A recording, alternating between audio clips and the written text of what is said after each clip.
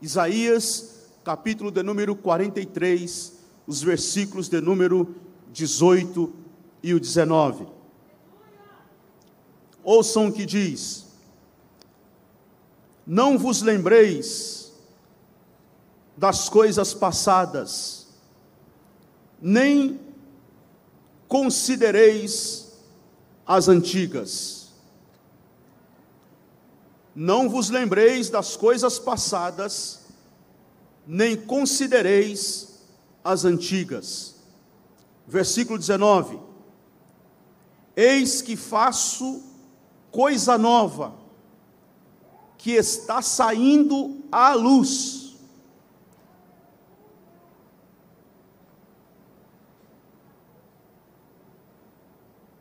Porventura não o percebeis?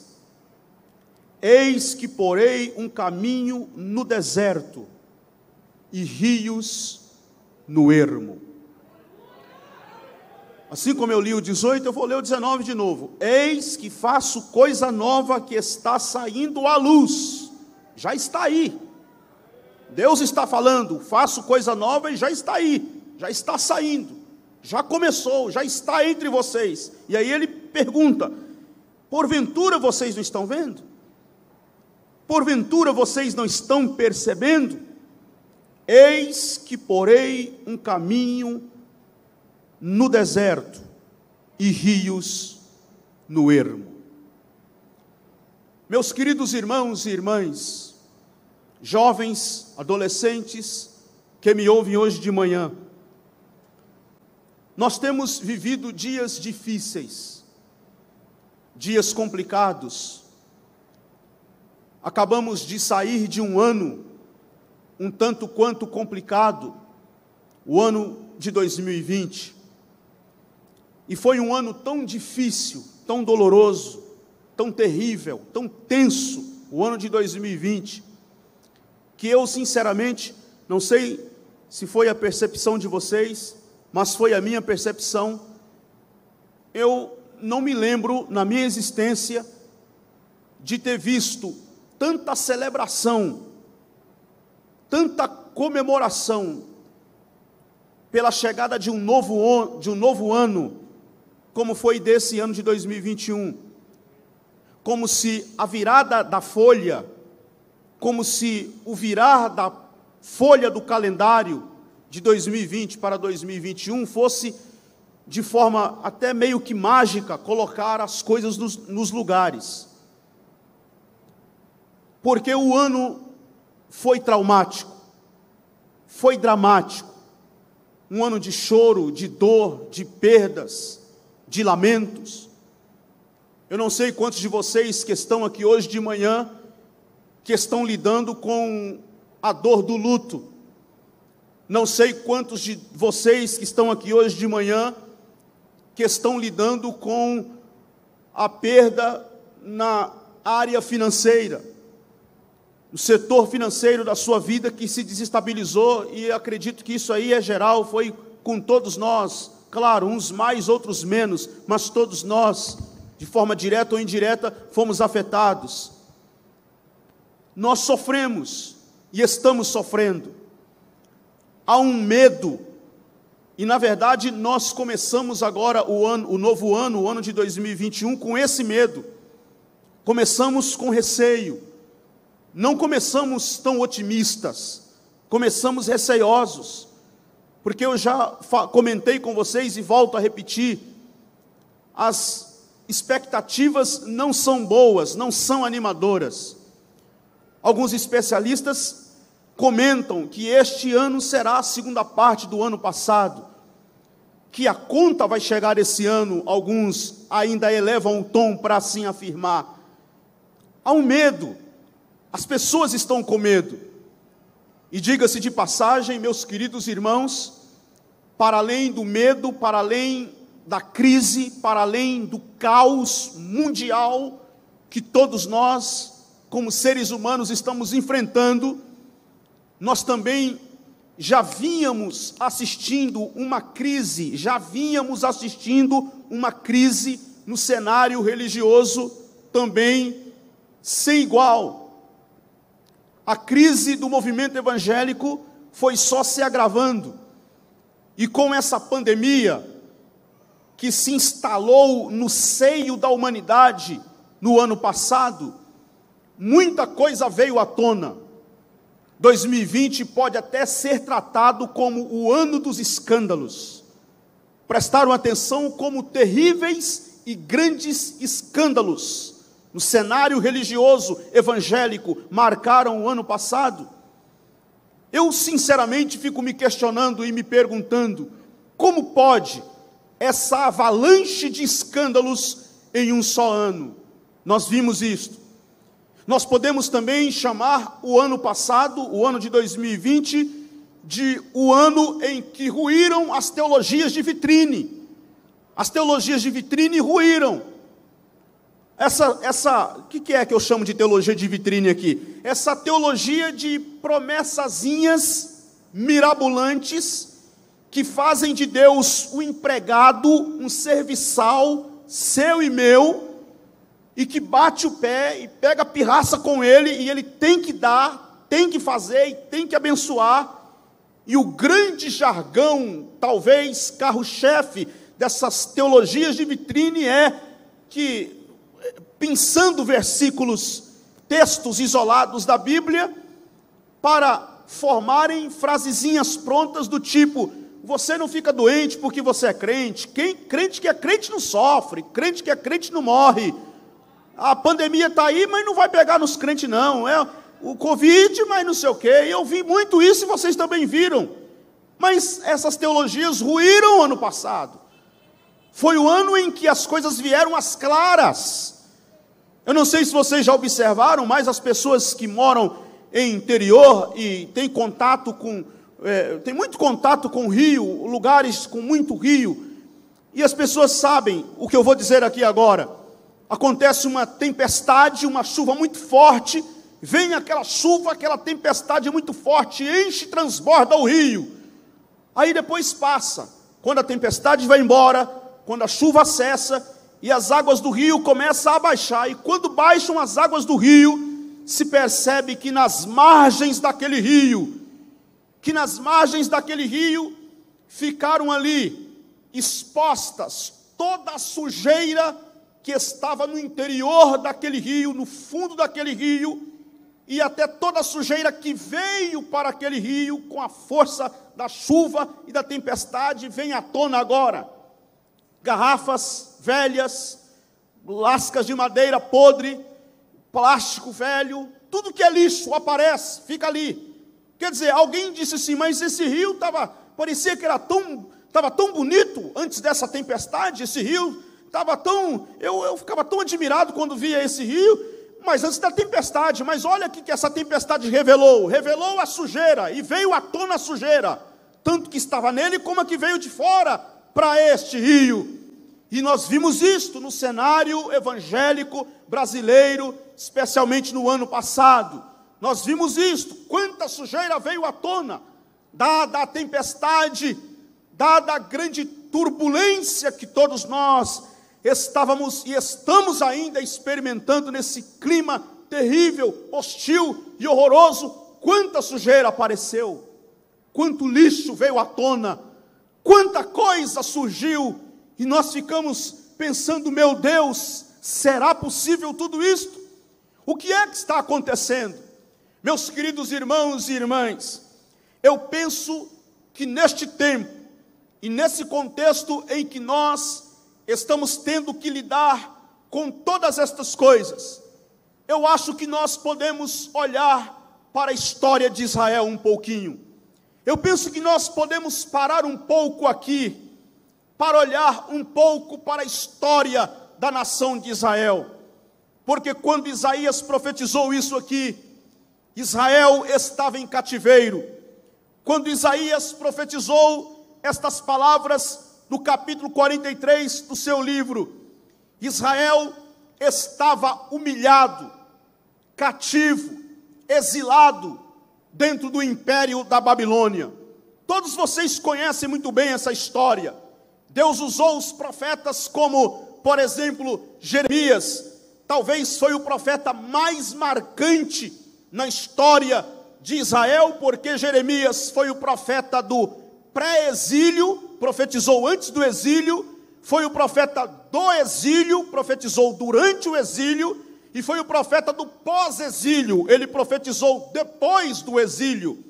E Jeremias, sendo este profeta do pré-exílio, ele profetizou, ele falou que coisas terríveis estavam para acontecer, que aquele povo precisava se voltar para Deus, que aquele povo precisava se humilhar diante de Deus, que aquele povo precisava buscar o caminho do arrependimento e se lançar sem reservas aos pés de Deus, aos cuidados de Deus, em quebrantamento, em arrependimento. Mas eles não quiseram ouvir as palavras do profeta Jeremias. Pelo contrário, eles maltrataram o profeta, eles espancaram aquele profeta, eles lançaram aquele profeta num calabouço, eles mataram aquele profeta, no sentido de acabar, de zerar a vida daquele profeta, de tal modo que as pessoas, não, se você é um doido, o que você fala não nos interessa, o que você fala não nos importa, o que você fala não nos toca. E os outros profetas, os falsos, os mentirosos, os profetas da teologia da vitrine, como eu já mencionei, que diziam, não, é festa, vamos celebrar, porque é festa, vamos cantar, vamos dançar. Eles diziam, é isso aí que nós queremos ouvir, é festa, é dança, vamos dançar, vamos beber, vamos comer, vamos festejar, é isso que nós queremos ouvir. E o profeta Jeremias insistia e dizia, não é festa, não é tempo de festa, é tempo de chorar, não é tempo de dança, é tempo de se vestir de saco de cinza e se jogar com o rosto no pó. Não é tempo de dançar, é tempo de prantear. Jeremias exorta o povo e diz, vocês dizem, paz, paz, quando não há paz alguma, e tratam da ferida do meu povo, diz Deus através do seu profeta, como se não fosse coisa alguma. Mas não resolveram as palavras do profeta, porque eles não quiseram ouvir, eles não quiseram dar crédito. E o que foi que aconteceu? Nabucodonosor invadiu Judá, levou os utensílios do templo do Senhor para profanar diante dos templos e dos deuses pagãos da Babilônia. Invadiu Judá, levou os jovens mais bonitos, mais inteligentes, mais capazes, para serem educados e instruídos na Babilônia. E vocês conhecem muito bem a história de Daniel, Ananias, Misael e Azarias, que estavam entre esses rapazes, mas fizeram a diferença lá na Babilônia. E agora, depois que esse povo está lá, no exílio, humilhado, Jerusalém destruída, o templo destruído, os muros destruídos, os vasos, os utensílios do templo do Senhor profanados lá nos templos, diante dos deuses pagãos da Babilônia, Israel humilhado, no pó, na cinza. Vem agora a segunda parte do livro do profeta Isaías, porque Isaías, segundo os estudiosos, ele se divide assim. A primeira parte, do capítulo 1 ao capítulo 39, é juízo, palavras de juízo contra o povo, porque Isaías também é esse profeta que profetiza contra os pecados deste povo, contra os desmandos dos reis, dos sacerdotes, mas eles também não ouviram. Mas aí, a segunda parte de Isaías, que é do capítulo 40 ao capítulo 66, são palavras agora de consolo. Ou seja, Isaías, até o capítulo 39, ele vem profetizando juízo. Agora que o povo está humilhado, quebrado, exilado na Babilônia, ele muda a profecia, e a profecia agora é uma profecia de consolo. A mensagem agora é uma mensagem de restauração. A mensagem agora é uma mensagem de renovação. A mensagem agora é uma mensagem de reavivamento. Os judeus gostam muito de ler Isaías, especialmente a partir do capítulo 40, porque são promessas de restauração. Eles gostam desses textos. E aí Deus vem falando com o profeta, e no capítulo de número 43, aonde está aqui o tema de vocês, dos versículos 18 a 19, Deus exorta este povo e diz: não vos lembreis das coisas passadas, nem considereis as antigas. Eis que faço coisa nova, que está saindo à luz. Porventura não percebeis? Eis que porei um caminho no deserto e rios no ermo. Deixa eu dar aqui as linhas gerais dos versículos 16 ao 28 do capítulo 43 de Isaías. Vejam bem, nós temos, num primeiro momento, promessa de um novo êxodo. Deus agora usa o profeta para falar para aquele povo humilhado, quebrado, aquele povo que está humilhado, quebrado, exilado, desesperançado, angustiado, abatido, tenso, perplexo, assustado. Deus usa o profeta para dizer: fale com eles, eu tenho uma promessa de um novo êxodo. Isso está nos versículos 16 e 17. Olha aí na sua Bíblia, Isaías capítulo 43, versículos 16 e 17.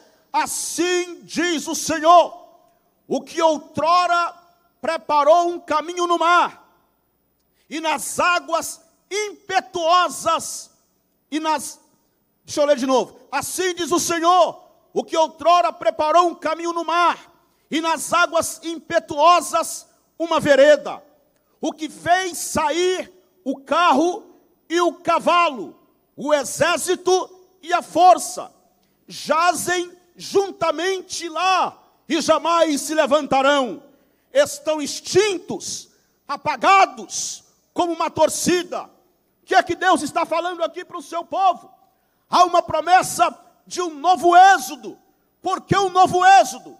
Deus está dizendo: eu mesmo que tirei vocês lá do Egito, conduzi vocês pelo deserto, assim como eu guiei o meu povo para fora do Egito, através do Mar Vermelho, também os conduzirei para fora desta Babilônia, através do deserto, até o seu lar na Terra Santa. Não se preocupem, não pasmem, não fiquem assustados. Assim como derrotei o exército do faraó, também eu vou derrotar os inimigos de Israel.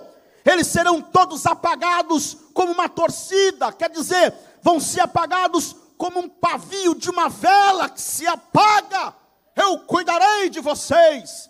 Queridos irmãos, qual é a mensagem que nós podemos aprender aqui? Mesmo o povo quebrado, mesmo o povo exilado, e mesmo que estava quebrado e exilado por causa dos seus próprios pecados, mesmo que foi por causa da sua desobediência e da sua obstinação em não querer ouvir as palavras de Deus, mas Deus jamais abandona o seu povo, Deus jamais despreza o seu povo. O mesmo Deus que disse: eu tirei vocês do Egito, eu vou tirar vocês também desta Babilônia, e vou guiar vocês pelo deserto. Eu já fiz isso uma vez, e farei de novo. Qual é a palavra que nós temos aqui em primeiro lugar? Uma promessa de um novo êxodo. Segundo, o que é que nós temos aqui? Ainda em linhas gerais, nós temos aqui o imperativo, porque ele diz assim: eu vou tirar vocês daí de novo. Assim, de novo, porque estou pensando no Egito, né? Assim como tirei do Egito, vou tirar vocês da Babilônia, vou guiar vocês. Não guiei vocês lá no deserto quando tirei do Egito? Não abri o mar? Pois eu vou tirar vocês daí, vou guiar vocês pelo deserto. Aí ele faz agora, em segundo lugar, o imperativo. Só que agora eu tenho um imperativo a vocês. O que é o imperativo aqui? Uma ordem. Tem uma ordem a vocês. Qual é a ordem? Versículo 18. Não vos lembreis das coisas passadas, nem considereis as antigas. Eu vou tirar vocês daí, mas deletem da mente de vocês, apaguem da mente de vocês as coisas passadas. Sabe o que Deus está falando? muda o foco, muda a direção.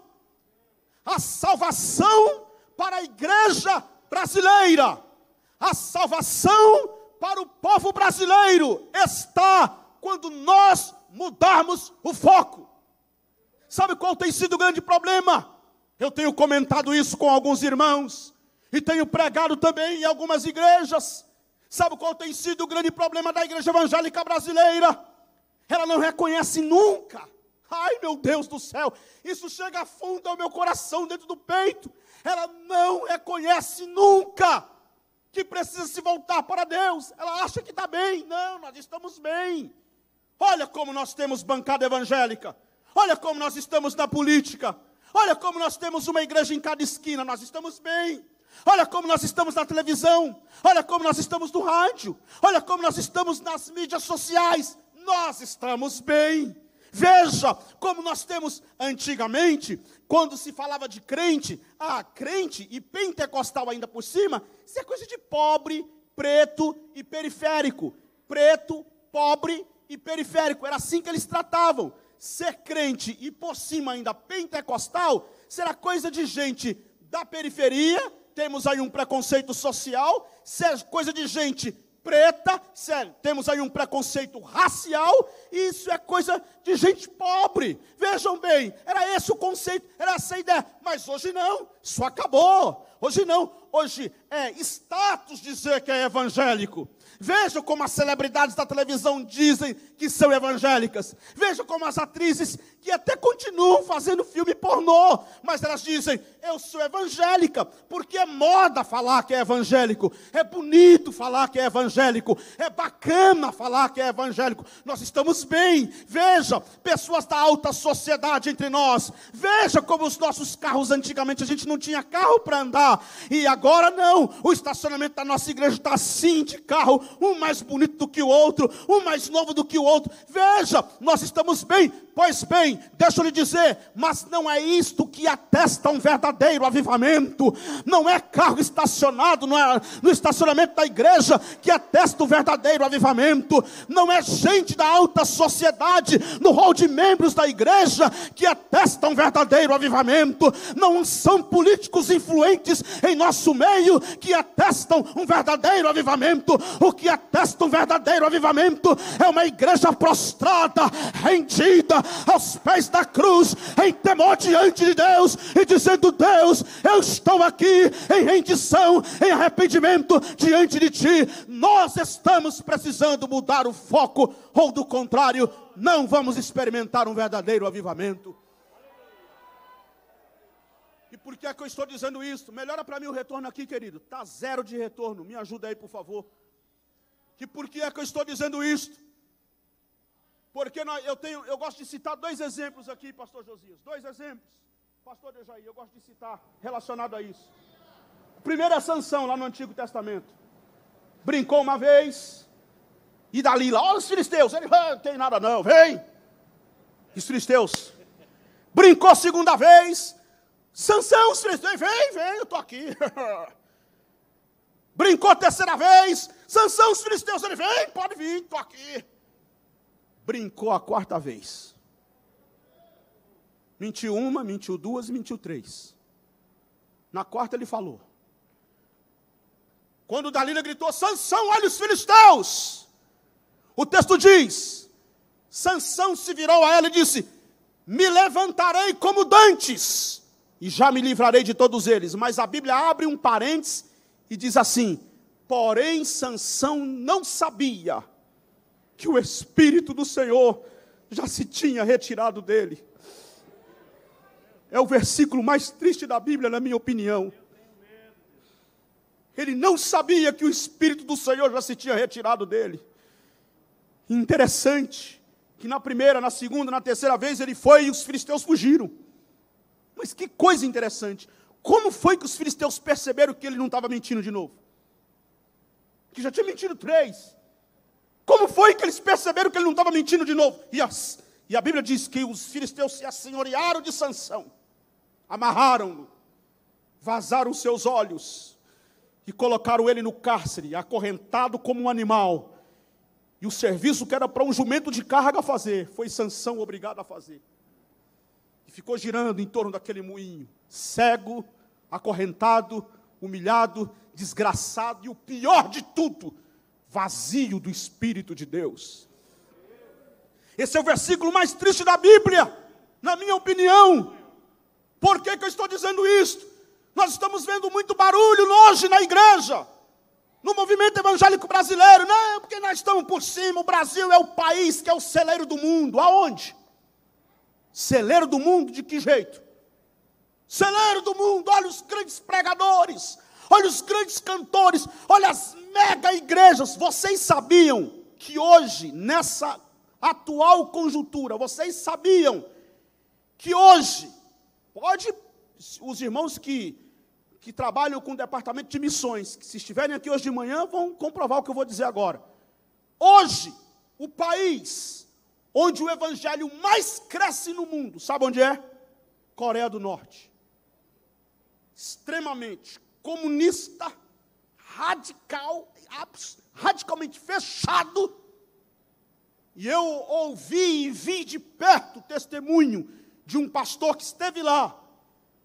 E nós estávamos um dia no seminário, e ele foi convidado a dar uma palestra para nós no seminário, e ele contou um pouquinho das suas experiências de lá, onde o evangelho é absolutamente restringido, radicalmente restringido. Nenhum acesso à Bíblia, nenhum acesso a qualquer reunião de culto, nada. É morto, é preso, a pessoa, eles somem com a pessoa que a família nunca mais sabe nem onde entrou. Mas é lá, com toda essa dificuldade, onde o evangelho mais cresce hoje. O que é que está acontecendo? Com tanta liberdade que nós temos no Brasil, a igreja brasileira está precisando experimentar um avivamento, porque avivamento não é show gospel, avivamento não é balada gospel, avivamento não é celebridade, avivamento não é gente famosa, avivamento é uma igreja no poder do Espírito, sacudindo uma sociedade inteira e trazendo impacto a esta sociedade no poder do Espírito de Deus. E o texto diz: não lembreis das coisas antigas, nem considerar, não lembreis das coisas passadas, nem considereis as antigas. Mude o foco, porque nós estamos correndo o risco de cair no mesmo erro de Sansão.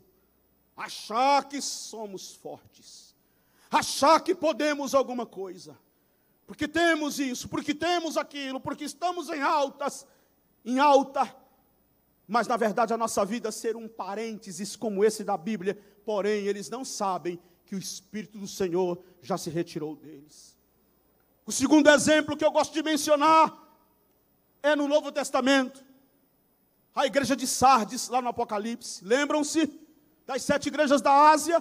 Uma delas é a de Sardes. Qual é a mensagem? Sardes, você tem nome de que vives, mas está morta. Será que a igreja evangélica brasileira está nesse nível? Nome de que vive?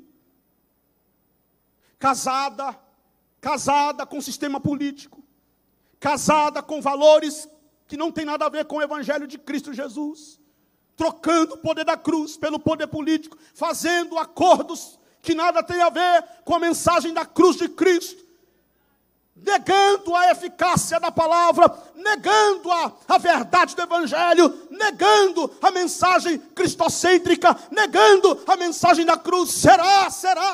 E aí vivemos com o nosso nome, porque ganhamos o nome de celeiro do mundo, porque ganhamos o nome do país onde mais tem pregadores, do país onde mais se levantam cantores, do país onde mais tem igrejas e mega igrejas e grandes movimentos e grandes concentrações. O que Deus disse a Israel? Assim como eu fiz no Egito, tirei vocês de lá, guiei pelo deserto, conduzi pelo mar, eu vou tirar vocês também de dentro dessa Babilônia, vou guiar vocês pelo deserto e vou guiar vocês em segurança.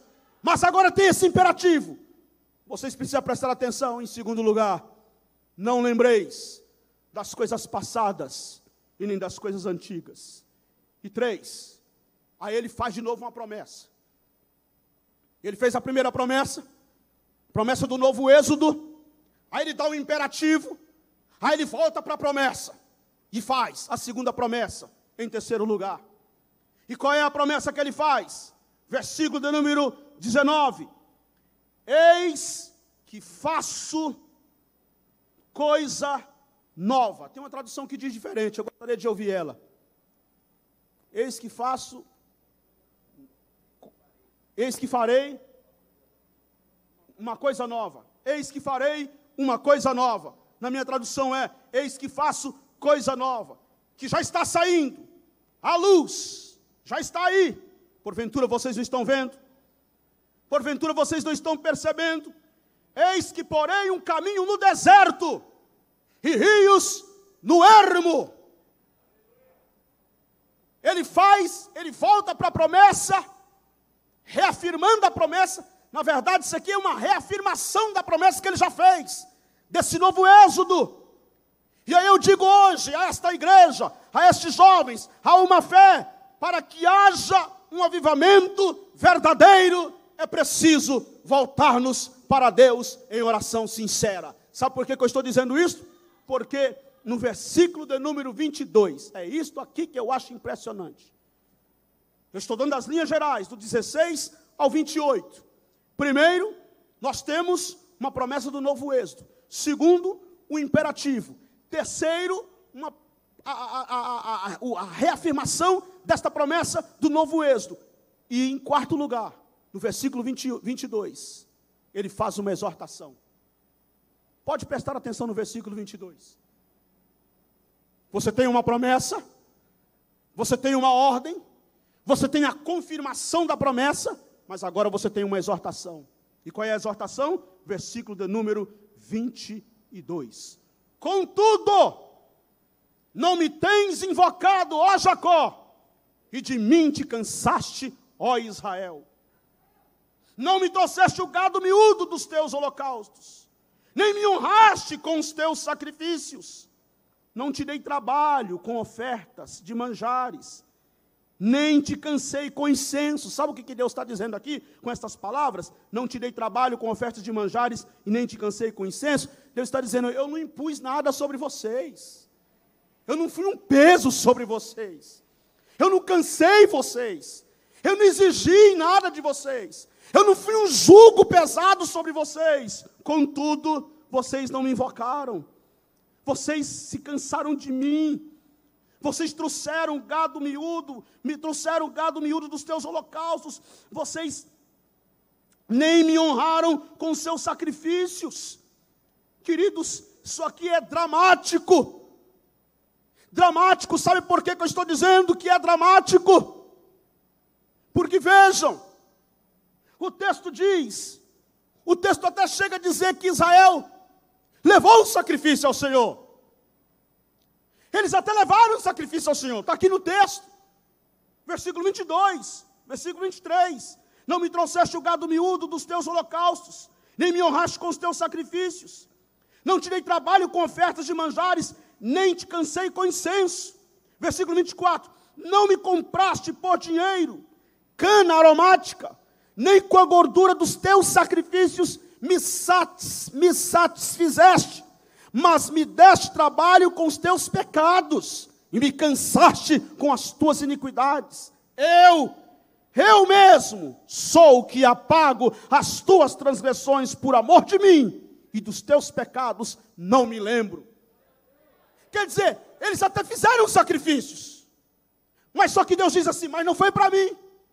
Não foi para mim que vocês trouxeram esse holocausto. Não foi para mim que vocês trouxeram esse sacrifício.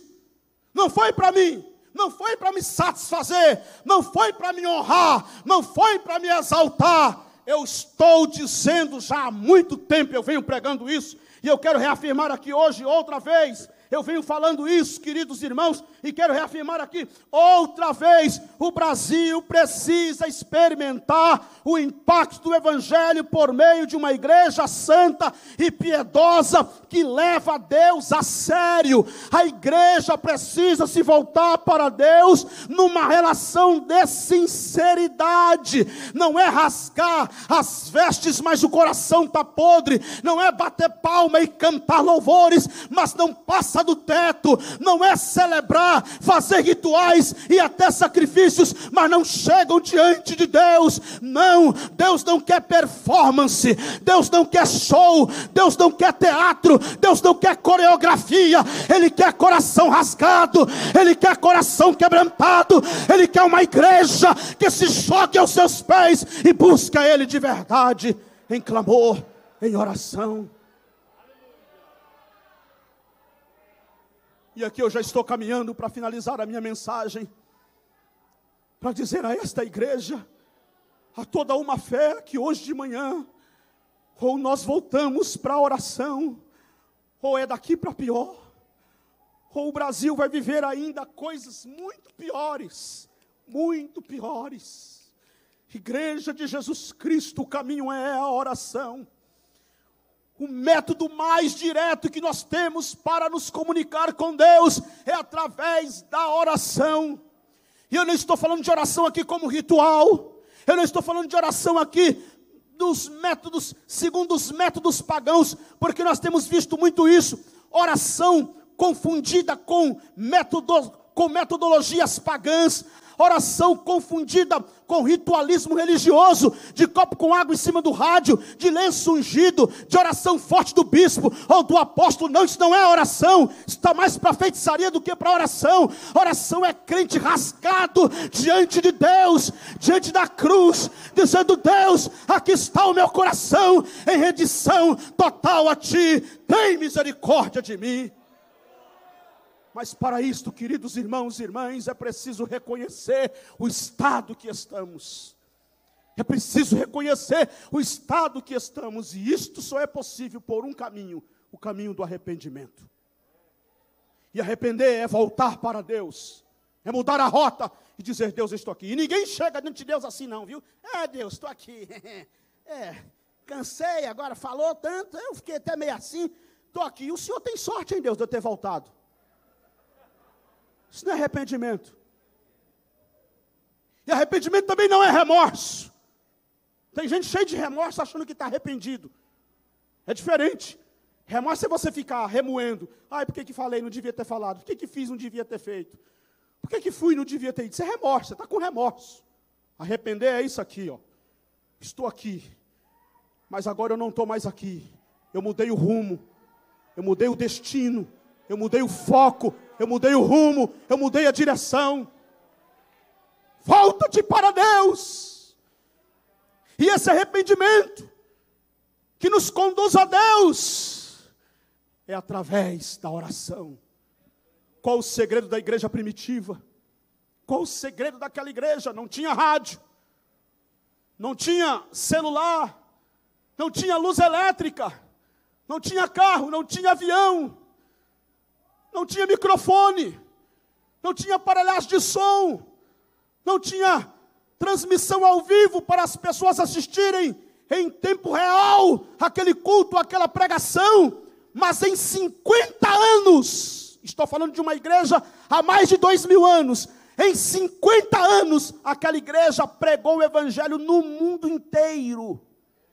Em 50 anos, alvoroçar o mundo, virar o mundo de ponta cabeça. Vejam bem, eu não estou dizendo que em 50 anos a igreja primitiva evangelizou o bairro, a igreja primitiva evangelizou a cidade, o estado ou o país. Eu estou dizendo que em 50 anos a igreja primitiva evangelizou o mundo.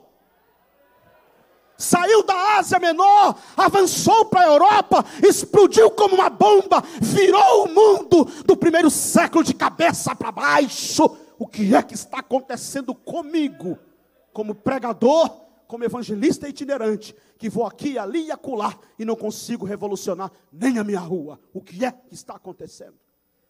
O que é que está acontecendo com a igreja contemporânea? Com todo luxo, com todo capricho, com toda ostentação, e não consegue revolucionar nem o bairro onde ela está plantada. O que é que está acontecendo, meu Deus? É a minha pergunta, é o meu questionamento. E o Espírito Santo só me aponta para uma direção: oração, oração, oração, oração, oração, oração, Oração, oração, é a oração, é a oração, é a oração. Deixa eu ler isso aqui para vocês. John Wesley propôs o sol nunca nascer sem encontrá-lo de joelhos. Sadhu Sundar Singh, que era indiano, se converteu, era do hinduísmo, se converteu ao cristianismo. Ele era da casta mais alta da Índia, se converteu ao evangelho. Sadhu Sundar Singh, um de seus biógrafos, diz que por muitas vezes Jesus brilhava em sua face. Será por quê, hein? David Brainerd, em certo sentido, sangrava na oração. Jonathan Edwards orou 13 horas ininterruptas antes de pregar o sermão Pecadores nas mãos de um Deus irado. Sobre Dwight Lyman Moody, nós podemos ler o seguinte: ele era um homem semi-analfabeto, sapateiro, male sabia falar o inglês, que era a língua nativa dele, mas falava errado. A gente não fala português errado também? Atropela os S's, os R's e tudo. O Dwight Lyman Moody era do mesmo jeito. Sapateiro, semi-analfabeto, mas pregava com tanta unção que o coração de qualquer doutor virava palha seca diante da mensagem que ele pregava. Charles Wesley, o irmão de John Wesley, não aceitava escrever um só hino sem que ele tivesse certeza que estava face a face com Deus. Deixa eu abrir um parênteses aqui para dizer: por que será, hein, que nós estamos vendo tantos cânticos antropocêntricos, amassageia o ego, até faz uns arrepios, mas nada mais que isso. Cócega na alma, coceirinha nos ouvidos, e sai todo mundo de peito estufado. Sabe por quê? Porque o hino disse que quem está por baixo vai ficar por cima. Aí você se vê no direito de olhar para o irmão e dizer: está vendo? Eu vou ficar por cima e você vai ficar por baixo. Por que será, hein? Porque a maioria desses hinos não se sintam em desconforto, mas a maioria dessas músicas não são feitas na oração, são feitas simplesmente para atender a demanda do mercado gospel. Nada mais. Charles Wesley não aceitava escrever um só hino sem que tivesse certeza de que estava face a face com Deus. Nick Cruz, filho na fé de David Wilkerson, que saiu da Pensilvânia e foi evangelizar as gangues de Nova York. E ele chegou em Nova York, começou a pregar e ganhou aqueles gangsters, aqueles traficantes perigosos, bandidos perigosos de Nova York. Entre eles estava um dos principais, Nick Cruz. Vive até hoje e um grande pregador do evangelho. Nick Cruz disse de David Wilkerson, seu pai na fé, que ele via ele sair da oração tão pálido que ele tinha o pressentimento de que ele havia deixado todo o seu sangue ali diante de Deus. Curitibão tinha surtos de oração enquanto conversava com as pessoas. Pascal ficava mudo por quase 2 horas enquanto conversava com Deus. E Bondes dizia: não tem outro método, não existe outra fórmula. Ou levamos a sério a oração, ou então morreremos lentamente. Um cristão sem oração, uma igreja sem oração, é como um peixe na praia, se bate, se estribucha de um lado para o outro na praia, na areia seca, vendo a água do mar na sua frente, e ele vai morrendo lentamente, sem conseguir chegar na água. Assim a vida seca, pálida, árida, de um crente, de uma igreja que abandonou o caminho da oração. Nós não vamos experimentar um verdadeiro avivamento sem a oração. A história diz que o país de Gales estava enfrentando uma das suas piores crises no ano de 1900, entre os anos de 1903 e 1904.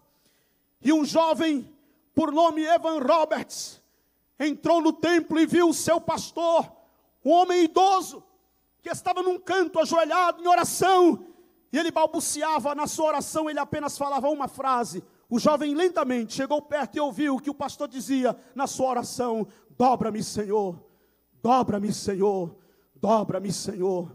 Aquilo mexeu com o coração de Evan Roberts, um jovem de apenas 26 anos de idade. E aquele jovem reuniu os outros jovens da igreja Ele sentiu uma necessidade enorme de voltar à sua cidade e reunir os jovens de sua igreja. Ele voltou à sua cidade, reuniu os jovens, e muitos deles que até ele conhecia desde a infância, contou o que havia visto e desafiou aqueles jovens a se jogarem na oração. Sabe o que aconteceu com aqueles jovens? Uma fé. Eles aceitaram o desafio e disse: vamos orar. E começaram a orar. Na terça-feira da semana seguinte, a história diz que não era só os jovens. Um fenômeno aconteceu. A igreja em peso estava unida com os jovens em oração. Instalou-se naquele dia uma verdadeira campanha nacional de oração. E eles começaram a orar. Em 6 meses de oração, mais de 100.000 pessoas estavam unidas em oração. E sabe qual foi o resultado? Deus curou o país de Gales. Deus fez uma varredura moral e ética naquele país. E diz a história que os presídios ficaram com as grades abertas e vazias, porque não tinha mais ninguém cometendo crime, logo ninguém mais estava indo preso. Os prostíbulos faliram, porque as prostitutas estavam se convertendo. Os teatros e os estádios de futebol tiveram que mudar a sua programação, porque o povo não queria assistir jogo e nem teatro, o povo queria ouvir a palavra de Deus. A história diz mais: os juízes começaram a se juntar, a se reunir, e eles começaram a se confraternizar e a se presentear uns aos outros com luvas brancas, comemorando o fato de que não tinha mais crime para ser julgado. O que é isto? Uma igreja em oração revoluciona um país inteiro. Uma igreja em oração coloca o inferno para correr. Uma igreja em oração muda o quadro. Uma igreja em oração revoluciona a história.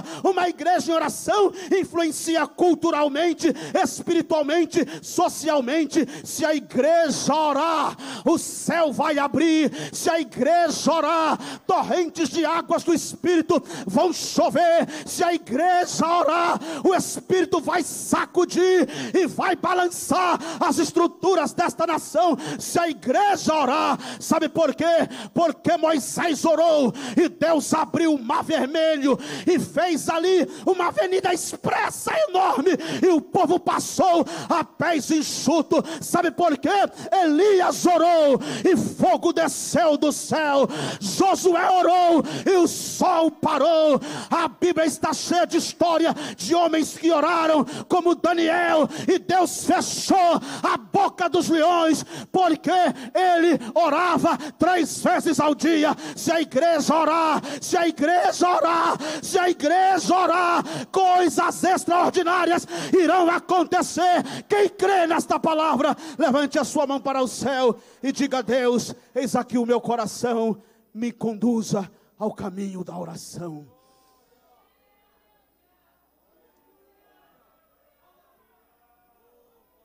Quando Paulo orou com Silas na prisão, Deus moveu o cárcere, as cadeias se romperam e houve salvação.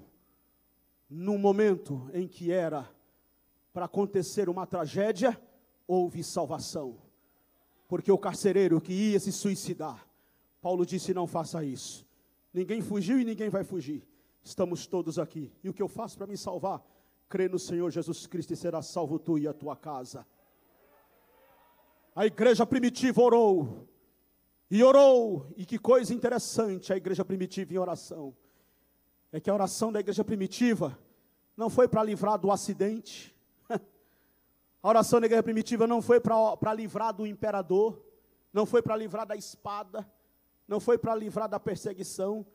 A oração da igreja primitiva era: Deus, concede-nos que preguemos a tua palavra e falemos do evangelho livremente. Eles estão perseguindo, mas não é nós não, eles estão perseguindo o teu santo servo Jesus, a quem tu ressuscitaste dentre os mortos. Concede-nos para que a tua palavra seja pregada. Era essa a oração da igreja primitiva, e esta igreja venceu na oração. A igreja primitiva caminhou de joelhos e venceu na oração. John Wesley orou e Deus mandou um grande avivamento para a Inglaterra. Evan Roberts orou e Deus mandou um avivamento ao país de Gales. Moody orou e Deus mandou um avivamento a Chicago, e ele ganhou mais de 1 milhão de vidas para Cristo. Se nós orarmos, coisas tremendas irão acontecer. Quantos creem e recebem esta palavra hoje de manhã? Eu quero orar com você nesta manhã. Eu quero pedir que você fique em pé comigo agora. Eu não vou pedir que você venha à frente,